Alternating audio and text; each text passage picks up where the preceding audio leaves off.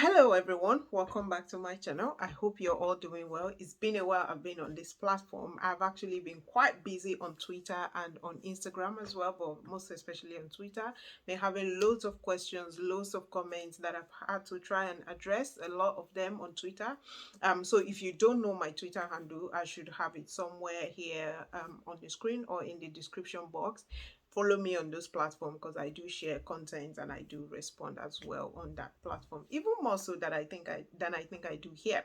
So welcome back to my channel. We talk here everything international students studying in the UK and studying abroad in general. Now if you haven't been on this channel before, well, welcome and join the family. So my name is Dr. Fola and I teach public health as a senior lecturer in the UK. So I also on this channel I've decided to sort of like share my knowledge, share my experiences, and obviously try and answer questions as you guys may have as possible.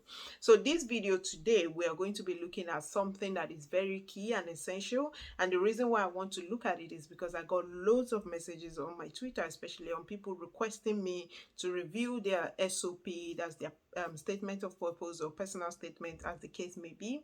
And I thought, oh, why not just share a general guideline on what it should look like, and then it makes things easier for you having that information, and then you can get on. So like I did say, I'm a senior lecturer in the UK, and that means part of my role is to also maybe review or even make decisions on applications. Currently I'm the course leader for the BSc program in my university, so that means any admission requests that come through the door, I make the decision on either accepting or not accepting the person, especially where you have a candidate that is sort of like at the borderline of is this good enough to be admitted or not.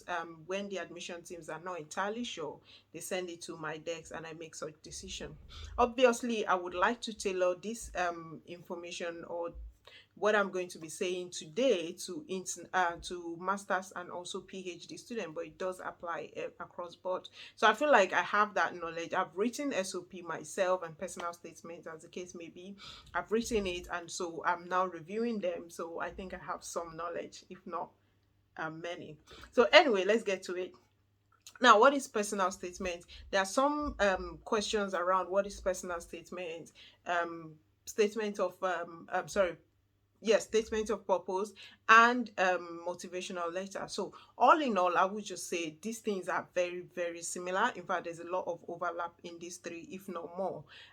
So just to keep in mind, where you've not been asked to produce more than one, just assume one of it is, so for example, the committee, maybe the admission committee or the scholarship board, asks you to produce a personal statement, then just assume everything personal statement goes into that. Even your statement of purpose, the whole idea will be the same. But where you have more than one or two request in terms of produce a personal statement and also produce a maybe statement of purpose or a motivational letter, then you would have to separate them as the case may be. Now let's quickly look a little bit into what is personal statement and what is the idea of statement of purpose and maybe motivational letter as the case may also be.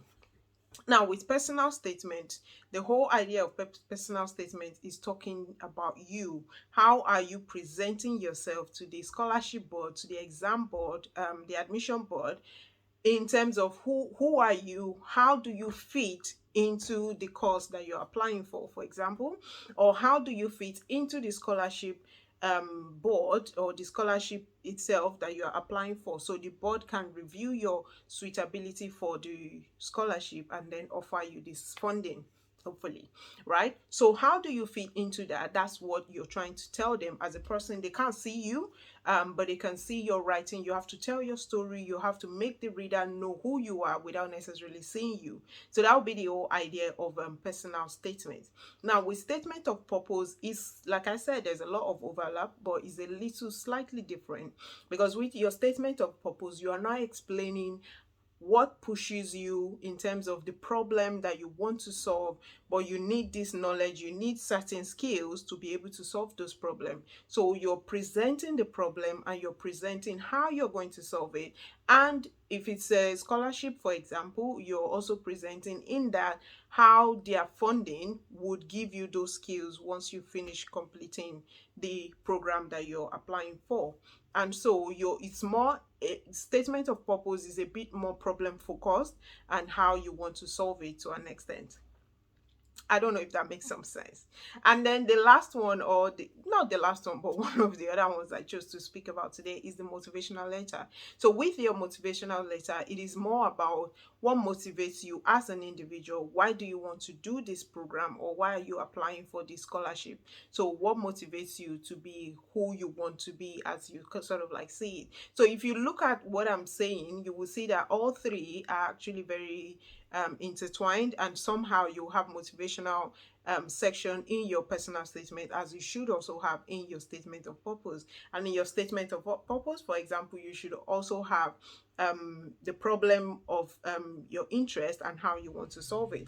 And in your statement of purpose, you should have information around your personal statement in terms of who you are and why you are applying for that role, or that degree, or that scholarship as you're applying for. So you could see they literally all overlap. But like I said, if you've not been asked to provide separate documents on those, then just provide one that encompasses all of these different sections into one. Now, so let's assume that we have an application that requires us to apply or to write on, for example, personal statement. So that means we are trying to apply for one that tells that a generic application, which most are, except where, like I said, specifically stated, most application or most um, scholarship board will just request you to provide one of these. It might be different name. I think in the UK we're more used to personal statements than statement of purpose, which I think the US use more of statement of purpose rather than the UK terminology. But I think it's like I said, it's quite, they all overlap. Now, if you've been asked to write a personal statement or statement of purpose, the whole idea of this is there are so many sections that you want to look at, or that you want to bring onto the table for your reviewers to be able to consider you for that scholarship. A very generic idea, or sorry, no idea, a very generic advice I will give is that make sure that you sell yourself, irrespective of how the statement is being or what the letter is asking you to do. Try and showcase yourself. There are thousands of applicants for whatever the scholarship, most cases are there are thousands. So you want to stand out, you want to have something that the reviewer would remember about you, especially once they finish reading. Sometimes they would come as a group and then deliberate in terms of, okay, this candidate, I like this thing about them, or I like that about them. So you want them to be able to remember you based on something. So think of something unique that you would probably not find in somebody else, or maybe something, although you may find it in somebody else, you might present it in a different way that makes them be like, okay, never seen this, or never seen this in this way. So that's one thing I would say. Your personal statement should try and be, my advice, not just a rule, just an advice anyway, it should be roughly around a page or two. So ideally 2 pages. Anything longer is probably getting too long, and you don't want to bore them with too many information that you would probably not need. Also, you want to be very strategic about your personal statement or the whole write-up in terms of what comes in each section. And so for this video, I'm going to wrap this up here because I really don't want this to be excessively long. But what I'm going to do is, in the next video for this whole conversation, I'm going to then talk us through the different sections that should be in your personal statement and how you should let yourself shine through. Okay, I hope this sort of like gives a bit of an introduction. Thank you very much for watching this video. Please do like and subscribe because it does help me create more content. And I will see you in the next one coming soon.